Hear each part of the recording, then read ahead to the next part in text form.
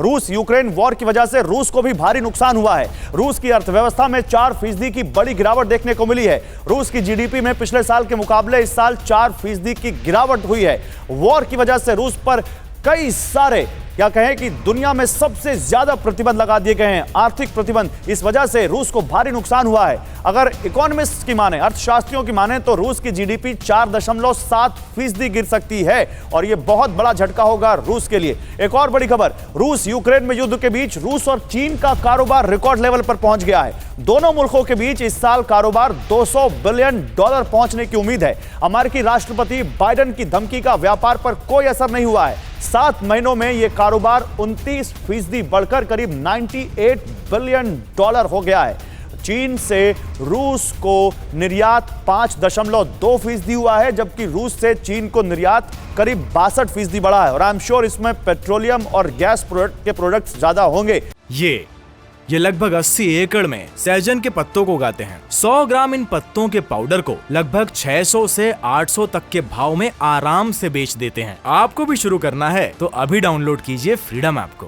तो ये जो एक दुनिया में विजय जी, ये जरा गुत्थी सुलझाइए। रूस की जीडीपी भी गिर रही है, रूस और चीन का आपस में ट्रेड भी बढ़ रहा है, तो दुनिया में क्या एक खेमेबंदी ट्रेड में भी हो गई है, जिसमें ये जो अमेरिका के जो खेमे से अलग जो देश हैं वो रूस से कुछ ज्यादा ही ट्रेड कर रहे हैं, जैसे चीन।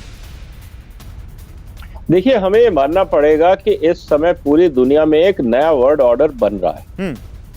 जब आप रशिया जैसे बड़े देश पे सैंक्शन लगाते हैं तो निश्चित रूप से थोड़े समय के लिए 5, 7, 10 महीने के लिए, साल 2 साल के लिए झटका रहेगा, क्योंकि बहुत सारी चीजें रीअलाइन करनी पड़ती है।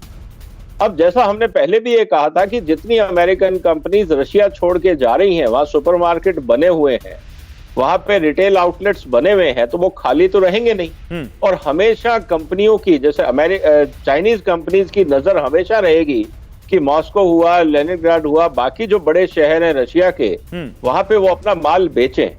तो निश्चित रूप से जो दुकानें, जो सुपरमार्केट अमेरिकन कंपनीज या यूरोपियन कंपनीज खाली करेंगी, वहां पे बाकी देशों की कंपनियां उल्टा हो रहा है। यहाँ रूस चीन को ज्यादा दे रहा है, चीन ने रूस को उतना नहीं दिया। मैं वही आ रहा हूँ। तो रिटेल प्रोडक्ट्स तो जो वहां नहीं बनते रशिया में, वो चाइना से जाएंगे। और चाइना के लिए सबसे ज्यादा इस समय जरूरत है फ्यूल की। और इस समय रशिया ने सस्ता फ्यूल करके अपनी इकोनॉमी को सस्टेन करने के लिए, चाहे वो चाइना है, चाहे वो भारत है, उन्होंने वर्ल्ड मार्केट से अपने जो दोस्त हैं उनको सस्ते में तेल देना स्वीकार किया है। ठीक है। तो निश्चित रूप से वो क्वांटिटी जो बढ़ी है उसका असर आपको डेटा में चलिए सर, ये लगभग 80 एकड़ में सहजन के पत्तों को उगाते हैं। 100 ग्राम इन पत्तों के पाउडर को लगभग 600 से 800 तक के भाव में आराम से बेच देते हैं। आपको भी शुरू करना है तो अभी डाउनलोड कीजिए फ्रीडम ऐप को।